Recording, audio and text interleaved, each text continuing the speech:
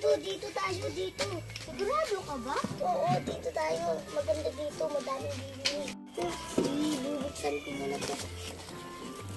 Parang wala naman tayo. Bili na kayo! Bili na kayo! Bili na po kayo mga suki! Bili na kayo mga suki! Bili na po kayo! Bili na po kayo! Wala lang. Ang tumal naman ngayon. Kakainis. Bili na po kayo! Bili na po kayo! Ang may pulub. Uy, Hana, paalisin mo nga yung pulubi. Pwede bang humingi ng konting tulong? Birthday kasi ng anak ko. Wag, kung bibigyan yan, baka mapagalitan pa tayo ni Tia. Wala naman masama kung bibigyan ko siya, di ba? Ay, bahala ka nga. Sige po, ito na lang po. Basta ako, hindi ako mamimigay. Bili na kayo! Bili na kayo! Magagamit ko yan kapag kinakailangan. Huh? Anong magagawa dyan? Ate Janet, ito na po. Ay, sige.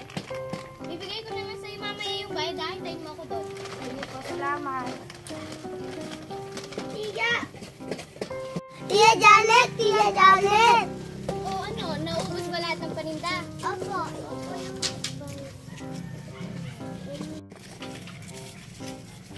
Dali lang, bibilangin ko lang. Opo.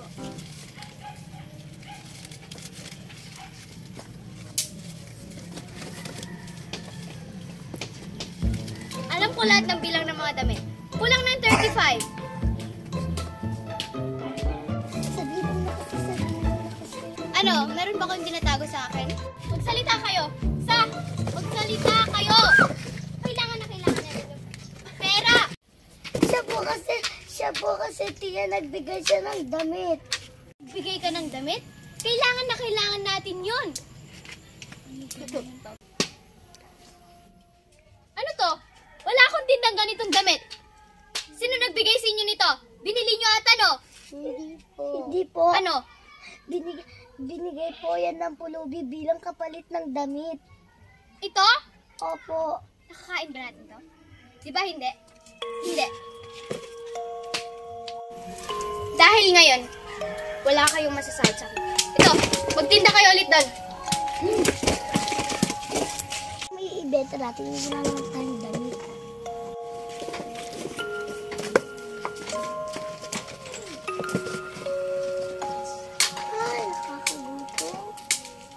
Ay, nakakagutom. Ikaw kasi, bakit mo kasi binigay yung damit? Kung hindi mo na sana binigay yung damit, magkakaroon tayo ng pagkain.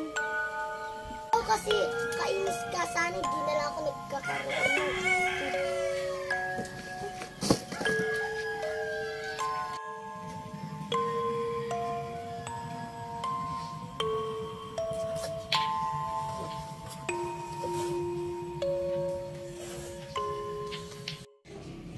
Hi, Besh! Ba't ka na pa rito? Kasi nakakasar yung kapatid ko eh. Mahabang kwento to. Hi, Besh! Pwede ba ako dito makitulog sa banyo? Kahit dito na naman ako sa labas. Kasi ganto ng aso eh. Okay lang sa akin. Si Mami.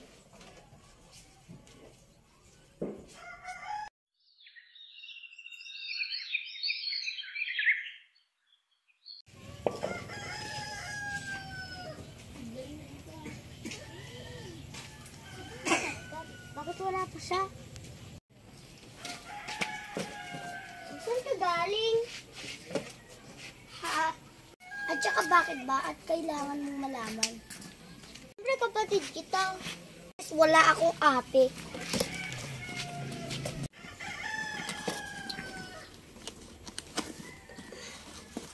Kakagulo naman. Ano pa gagawin ko dito? Sana pinakinggan ko na lang si Kat. Ayan.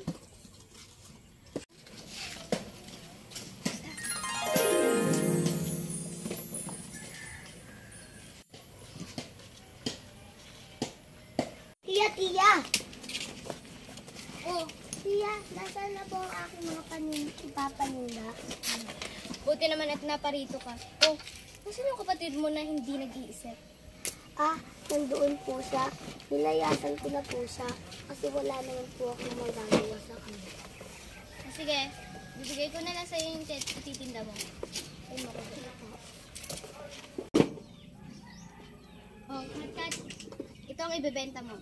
Siguraduhin mo na magbibenta mo to. Bibigyan kita ng sahod ngayon, ha? Opo, magiging ka tiya. Ito lang muna. Marami po. Oh.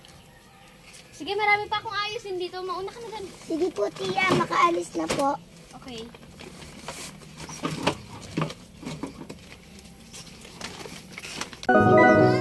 Sino ka? Hindi mo ba ako naaalala? Ako ang nagbigay sa iyo ng tela. Dahil sa kabaitan mo, binigyan kita ng gantimpala. Ngunit hindi ko ito sinabi sa iyo kung paano mo ito gagamit. At ngayon ay sasabihin ko na. Kailangan mo lang idikit ang tela kung ano ang iyong kailangan at banggitin. O tela, o tela, o tela. Kailangan ko ng iyong tulong. Bigyan mo ako ng... Saan ko pa yung gagamitin?